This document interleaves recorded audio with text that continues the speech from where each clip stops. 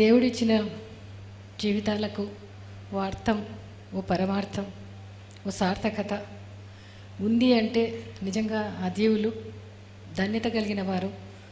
అన్న నిజంగా ఆయన ధన్యమైన జీవితం గడిపారు మన మధ్యలో. రాజశేఖర రెడ్డి గారు ఎప్పుడు అనేవారు, ఎంతకాలం బతికామన్నది ముఖ్యం కాదు, ఎలా బతికామన్నది ముఖ్యమని. అటువంటి జీవితం అన్నది, అటువంటి జీవితాలు జీవించిన వాళ్ళు వాళ్ళ జీవితాలకు ఒక ఐడెంటిటీ, ఒక ప్రాధాన్యత కలిగి ఉంటారు వాళ్ళు. ఎందుకంటే వాళ్ళు ఈ లోకంలో లేకపోయినా వారి మాటలు, వారి క్రియలు మాట్లాడుతూనే ఉంటారు. కనీసం 30, 40, 50 సంవత్సరాల వరకు కూడా వారిని తలుసుకుంటూ ఉంటారు. వాళ్ళ మాటలు, వాళ్ళ కార్యాలు మాట్లాడుతూ ఉంటాయి. అన్నలో నేను చూసినప్పుడు అన్నలో ఒక 5 గుణాలు, మంచి గుణాలు కనబడతాయి. అన్నలో ఒక credibility, commitment, courage, care, concern, ఈ 5 గుణాలు ప్రాముఖ్యంగా కనిపిస్తాయి. ఇంకా చాలా గుణాలు ఉన్నాయి, కనిపిస్తాయి. దేవుడు చాలా చాలా గొప్పవాడు, దయగలవాడు. అన్నకు, గంగిరెడ్డి అన్నకు, సుగుణక్కకు మరి దేవుడు జతపరిచాడు. వాళ్ళిద్దరూ మేడ్ ఫర్ ఈచ్ అదర్ లాగా ఉంటారు. అన్ని విషయాల్లోనూ ఒకటిగా ఉంటారు. ప్రజాసేవ చేయడంలోనైనా, ఏ విధమైనటువంటి బంధువులకు కానీ ఇతరులకు కానీ హెల్ప్ చేయడంలోనైనా, అన్నింటిలో కూడా ఇద్దరు ఒకటే మాట, ఒకటే పని, ఒకటే బాధ్యతగా ఉంటారు అన్నాక. అది ఎంతోమందికి ఆశీర్వాదకరం. అన్నలో చూస్తే అన్న చాలా సెన్సిటివ్, చాలా ఎమోషనల్, చాలా డెడికేటెడ్ ఆయన పనిలో కూడా. ఆయన చాలా మందిని ప్రేమిస్తారు, సౌభ్రాతృత్వం కలిగిన వారుగా. అంటే బైబిల్ చెప్తుంది, సౌభ్రాతృత్వం కలిగి దయగల వారిగా, అప్పించేవారిగా ఉంటారని వాక్యం సెలవిస్తుంది. అన్నకు చాలా బంధాలకు, అనుబంధాలకు చాలా విలువిస్తారు, చాలా ప్రేమిస్తారు. బంధువుల్లో ఎవరికైనా చిన్న చిన్న మిస్అండర్స్టాండింగ్స్ ఉన్నా కూడా అన్ననే ఇనిషియేట్ తీసుకుని మధ్య వారధిగా ఉండి వాళ్ళకు వీళ్ళకు ఎంతోమందికి అనుబంధాలు, బంధాలు కలిపేవారు అన్న. ప్రత్యుపకారం ఆశించకుండా సహాయం చేసేవాళ్ళు. అది నా మాటే కాదు, జనాల మాట కూడా. అలా ఎంతోమందికి, చాలామందికి సాయం చేసినట్టుగా మనం చూస్తాం. ఆయన హస్తవాసి మంచిదని చెప్పి మరి చుట్టుపక్కల ఉండే జిల్లాలందరి నుంచి, అన్ని జిల్లాల నుంచి కూడా అన్న కోసం వచ్చేవారు. అన్న టచ్ చేస్తే చాలు మాకు బాగైపోతుంది అని అనుకునేవాళ్ళు. అదేవిధంగా అన్న ఒక మాట ధైర్యం చెప్తే వాళ్ళకి చాలా నిశ్చింత, పేషెంట్లకు. అంతే కమిట్మెంట్తో, అంతే కేర్తో. మరి ఎవరికన్నా బాగలేదంటే ఒక్కొక్కసారి రాత్రులు కూడా మేలుకున్న చాలా సందర్భాలు చాలా ఉన్నాయి. చాలా రాత్రంతా కూడా మేలుకునే వాళ్ళు, మానిటర్ చేసేవారు. ఎవరికన్నా బాగలేదంటే తనకే బాగలేదన్నట్టుగా ఫీల్ అయ్యేవాళ్ళు వాళ్ళు. అదేవిధంగా పేషెంట్లను, వాళ్ళు ఎవరన్నా పేషెంట్లను నిర్లక్ష్యం చేసినా, నర్సులు కానీ కాంపౌండర్లు కానీ ఎవరన్నా ఏమరపాటు చూసినా ఆ టైంలో కొంచెం కోపం వచ్చేది. కానీ ఆ కోపం చాలా టెంపరీ, వెంటనే మర్చిపోయేవాళ్ళు, మళ్ళీ దగ్గర తీసుకునేవాళ్ళు.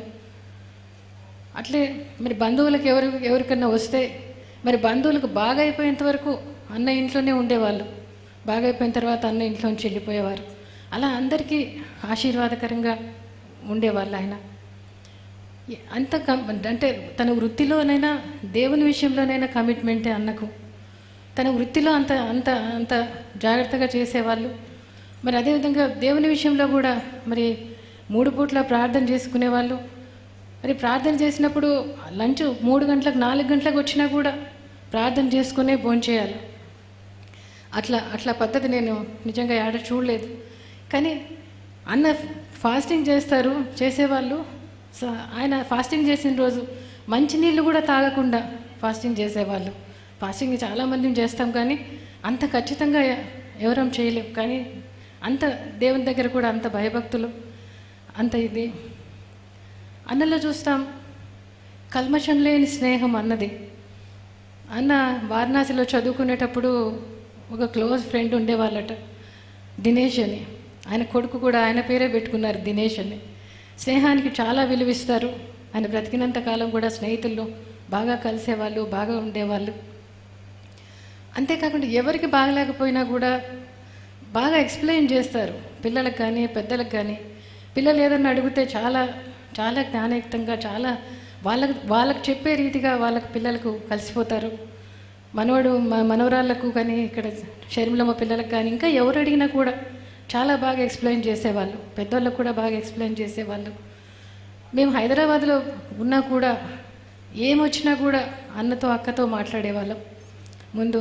మళ్ళీ అన్న ఏదన్నా చిన్న చిన్నవి అయితే సజెషన్స్ ఇచ్చేవాళ్ళు.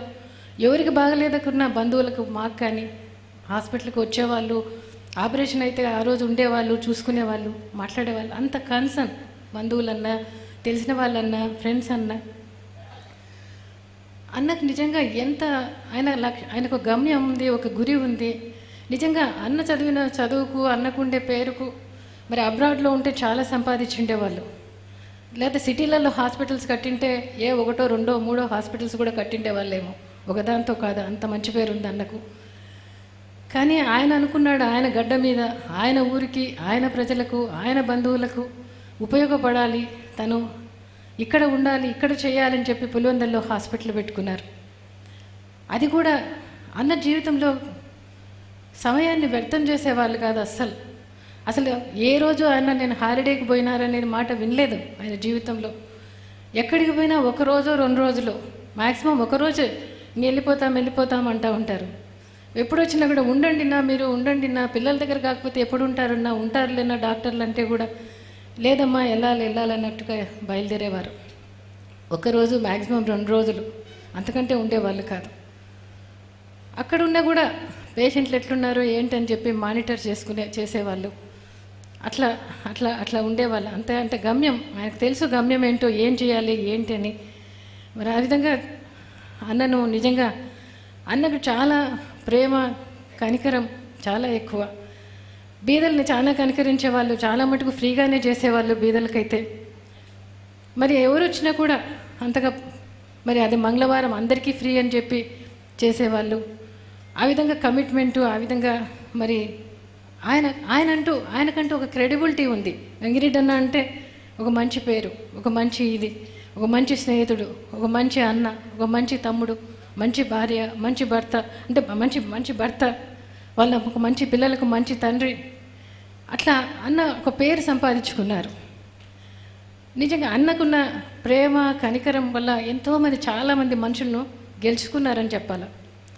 ఎదుటివారి కోణంలోంచి ఆలోచిస్తారు కాబట్టి వారి హృదయాలను గెలుచుకున్నారని చెప్పాలి. బైబిల్లో ఒక వాక్యం ఉంది, మనుషులకు ఏది ఉత్తమమో అని మరి దేవుడు చెప్తాడు, యెహోవా నిన్ను అడుగుచున్నాడు అని చెప్పి వాక్యం సెలవిస్తుంది. న్యాయంగా నడుచుకొనుటయు, బీదలను కనికరించుటయు, దీన మనసుతో మరి నీ దేవుని యొద్ద ప్రార్థించటము, ఇదే యెహోవా అడుగుతా ఉన్నాడని చెప్పి వాక్యం సెలవిస్తుంది. నిజంగా బీదలను ఆయన చాలా ప్రేమగా చూసుకున్నాడు. ఆయనకు దేవుడిచ్చిన సమయానికి, దేవుడిచ్చిన వృత్తిలో కానీ అన్నింటిలోనూ అకౌంటబుల్గా, న్యాయంగా ఉన్నాడు. ఆయనలో నిజంగా ఆయన చాలా మితభాషి, చాలా సౌమ్యుడ. అన్న మాట అసలు మాట్లాడితే పక్కన వాళ్ళు కూడా వినిపించినంత చిన్నగా మాట్లాడతారు, అంత ఇదిగా మాట్లాడతారు. మరి అదేవిధంగా మరి అన్నను చూస్తే నిజంగా ఎక్కడ అన్నలో ఆడంబరం అనేది ఉండదు, వేషధారణ అనేది ఉండదు. ఆయన ఒక మరి రాజశేఖర రెడ్డి గారు సీఎం అయిన తర్వాత ఏనాడు సీఎం వియ్యంకుడని కానీ, తండ్రి మరి అల్లుడు సీఎం మామనని కానీ ఎక్కడ ఆయనలో భేషజం కనపడదు, ఎక్కడ ఆడంబరానికి తావులేదు, ఎక్కడ అసలు అంటే దండికి మంది ఎవరైనా బాగా పవర్ఫుల్గా ఉండేవాళ్ళు ఉన్నారంటే ఎక్కడో ఉంటాడు అన్న, దగ్గరకు కూడా ఉండేడు. అంతటి సౌమ్యుడు అన్న, అంత మంచి ఇది. మరి బైబిల్ ప్రకారం అన్ని లక్షణాలు, ఉత్తమ లక్షణాలన్నీ అన్నలో ఉన్నాయి. పోతే రాజశేఖర రెడ్డి గారికి ఆయనకు బావమరుదులైనా కూడా అట్లా ఉండేది కాదు. చాలా మంచి అనుబంధం ఉండేది వాళ్ళల్లో. మా పెళ్ళైన కొత్తల్లో తిరుపతిలో కొన్ని రోజులు అన్నతో గడిపాం, జమ్మలమడుగులో ఉన్నప్పుడు అన్నతో గడిపాం, హాస్పిటల్లో ఉన్నప్పుడు అన్నతో గడిపింటాం. తర్వాత కూడా అంటే ఆయన చాలా జాలీగా ఉండేవాడు, చాలా సంతోషంగా బాగుండేవాడు. అట్లా ఆ విధంగా మరి భారతమ్మని ఇచ్చిన తర్వాత వాళ్ళ బంధం ఇంకా గట్టిపడింది. చాలా సంతోషంగా ఉండేవాళ్ళు. అన్న డాక్టర్ అయినా కూడా చాలా వాల్యుబుల్ సజెషన్స్ ఇచ్చేవాళ్ళు, అవి కూడా తీసుకునేవాళ్ళు రాజశేఖర రెడ్డి గారు. ఇద్దరు వాళ్ళు ఒకరికొకరు వాళ్ళ మనసులో వేవ్ లెంత్ బాగా కలిసేది. ప్రతిదీ ఇది రాజశేఖర్, అది రాజశేఖర్ అని చెప్పేవాడు. అది తీసుకునే వాళ్ళు కూడా చాలా బాగుండేవాళ్ళు. మన మధ్య నుంచి రాజశేఖర రెడ్డి గారు వెళ్ళిపోయిన తర్వాత అన్న చాలా లోన్లీగా, చాలా ఇదిగా అయ్యారు. ఆయన మామూలు మనిషి అవ్వడానికి చాలా కాలం పట్టింది. ఇప్పుడైతే మరి దేవుని దగ్గర ఇద్దరు మరలా ఈ లోకంలో ఉన్నట్టుగా సంతోషంగా ఉంటారనుకుంటా. బైబిల్ చెప్తుంది నీతిమంతులను జ్ఞాపకం చేసుకోవటం ఆశీర్వాదకరము అని. అవును, అటువంటి వారిని ఆశీర్వాదకరం. ఎందుకంటే ఇంట్లో వాళ్ళు జ్ఞాపకం చేసుకుంటే వాళ్ళని ఫాలో అవుతారు. వాళ్ళ కొడుకులకు జ్ఞాపకం చేసుకుంటే నాన్న ఇలా చేసేవాడు, వాళ్ళ కోడళ్ళు అల్లుడు జ్ఞాపకం చేసుకుంటే మామయ్య ఇలా చేసేవారు అని అలా జ్ఞాపకం చేసుకున్నప్పుడు వాళ్ళ ఇదిగా ఉంటారు. ఇతరుల బంధువులము మనలాంటి వాళ్ళం జ్ఞాపకం చేసుకుంటే వాళ్ళల్లో ఉన్న కొన్ని గుణాలైనా మనం ఇట్లా మాట్లాడుకున్నప్పుడు మనలో మనము అలవర్చుకుంటే మనకు ఆశీర్వాదం. దేవునికి కోరిక కూడా విశ్వాసులను మాదిరిగా తీసుకోవాలి. అందుకే నీతిమంతుల గురించి జ్ఞాపకం చేసుకోవటం ఆశీర్వాదకరం అని బైబిల్ చెప్తుంది. మనందరం కూడా అన్నలో ఉన్న కొన్ని గుణాలైనా కూడా మనందరం జ్ఞాపకం చేసుకుని ఆ గుణాలు అలవర్చుకోవడానికి ప్రయత్నించాలని మిమ్మల్ని అందరినీ కూడా కోరుతా ఉన్నా. కాకపోతే అన్నకు పిల్లలకు అన్న లేని లోటు అయితే మేము ఎవ్వరం తీర్చలేం. దేవుడు తీర్చాల్సిందే, దేవుడు ఆదరణ ఇవ్వాల్సిందే. ఆ ఆదరణ, ఆ ధైర్యం, ఆ సంతోషం పిల్లలకి ఇవ్వాలని, అన్న ఆశయాలకు మరి అన్న కోరికలకు అనుగుణంగా పిల్లలు నడుచుకోవాలని వాళ్ళని కూడా కోరుతూ వాళ్ళని ఆశీర్వదించమని దేవుడు అందించాలని మిమ్మల్ని అందరినీ కూడా కోరుతూ సెలవు తీసుకు.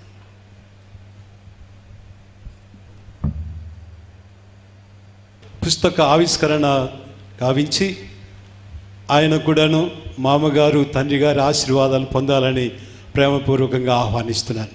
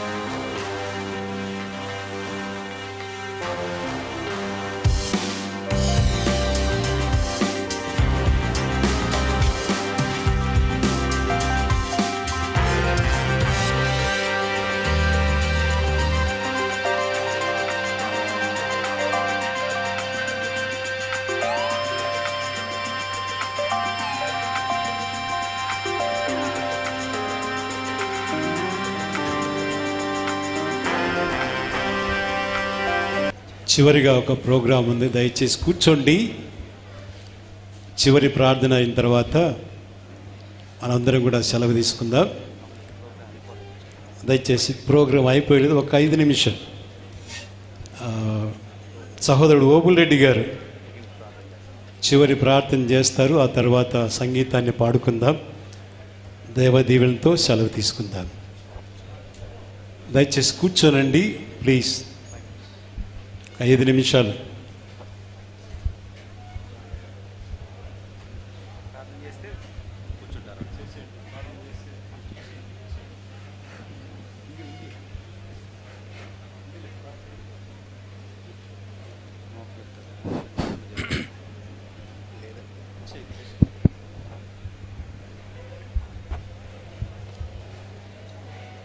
ప్రార్థన చేసుకుందాం.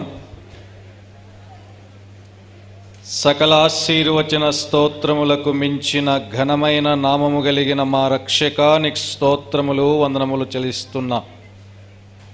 కనికరము చూపు తండ్రి, సమస్త ఆదరణను గ్రహించు మా దేవానికి స్తోత్రములు వందనములు చెల్లిస్తున్నా. మీ దీనదాసులు మా ప్రియులు తండ్రి ఈసీ గంగిరెడ్డి సార్ గారిని ఈ లోకములో ఉంచి ఉన్నంత కాలము మీ రెక్కల నీడలో కాచి కాపాడి మీరిచ్చిన నైపుణ్యాన్ని బట్టి, బలాన్ని బట్టి, క్షేమాన్ని బట్టి, స్థితిని బట్టి నీకు స్తోత్రములు వందనములు చెల్లిస్తున్నా. మీ నిత్య పిలుపులో వారిని ఉంచుకున్నారు, నీకు స్తోత్రములు చెల్లిస్తున్నా. వారు విడిచి వెళ్ళిన ఈ సంవత్సర కాలం అంతటిలో తండ్రి, మీ దీనదాసురాలు మా ప్రియ సోదరి డాక్టర్ సుగుణమ్మ గారిని జ్ఞాపకము చేసుకొని మీరు ఆదరిస్తున్న మీ దయను బట్టి నీకు స్తోత్రములు వందనములు చెల్లిస్తున్నా. అలాగే కుమారుడు దినేష్ రెడ్డిని, ఆయన కుటుంబాన్ని బట్టి నీకు స్తోత్రములు. ఇంకను మీ బలము చేత నింపుమని వేడుకుంటున్నాం, సహాయం దయచేయండి.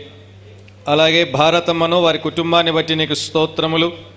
మీరే జ్ఞాపకం చేసుకుని ఆ కుటుంబాన్ని ఇంకా మీరు వాడుకుంటున్నారు, అనేకులకు దీవెనకరంగా వాడుకొని మీ నామాన్ని హెచ్చించుకునమని వేడుకుంటున్నాం, సహాయం దయచేయండి. అలాగే చేరి వచ్చిన బంధువులను మీ యొక్క ఆదరణ చేత నింపుమని, ఇంతవరకు మీ సన్నిధి తోడుగా ఉంచి చేసిన ప్రతి మేలును బట్టి కృతజ్ఞతాస్తులు చెల్లిస్తూ సమస్త మేలులకు మూలకర్త అయిన క్రీస్తేసు నామమున స్తుతించి ప్రార్థించి బ్రతిమాలి దీన మనస్తో వేడుకుంటున్నాము తండ్రి, ఆమేన్.